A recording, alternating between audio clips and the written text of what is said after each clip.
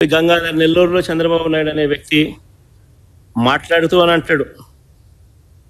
ఏమంటాడు?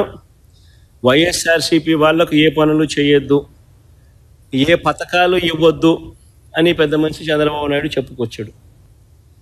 ఏ పథకాలు ఇవ్వద్దు అని అంటాడు ఈ పెద్ద మనిషి. నిన్న మొన్న చూస్తున్నాం. నేను ఒక మాట చెప్పాను, నాకు అక్కడక్కడ కంప్లైంట్లు వస్తున్నాయి. తెలుగుదేశం పార్టీ నాయకులు లేకపోతే ఎన్డీఏ నాయకులు ఒకరిద్దరు అవతల వైఎస్ఆర్ కాంగ్రెస్ పార్టీకి పనిచేస్తున్నారు. మీరు పని చేయాల్సింది ఎన్డీఏ నాయకులకు పని చేయాలని చాలా స్పష్టంగా చెప్పాను. దీంట్లో నష్టం లేదు. అర్హులందరికీ సంక్షేమ కార్యక్రమాలు చేస్తాం, ప్రజలందరికీ అభివృద్ధి కార్యక్రమాలు చేస్తాం. అదే సమయంలో రాజకీయ పరిపాలన ఉంటుంది, సుపరిపాలన ఉంటుంది. ఆ రాజకీయ సుపరిపాలనలో భాగస్వాములు ఎన్డీఏ నాయకత్వాన్ని మరొకసారి స్పష్టం చేస్తున్నా. ఒక ట్రస్ట్ బోర్డు ఉంది, ఎన్డీఏ నాయకులు ఉంటారు.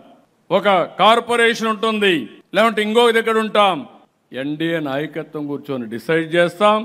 ఆ గౌరవం ఎన్డీఏ నాయకులకు ఉండాలని తప్ప వైఎస్ఆర్ కాంగ్రెస్ పార్టీతో ఎవరైనా లాలూచి పడతారేమోని ఆ మాట చెప్పాను.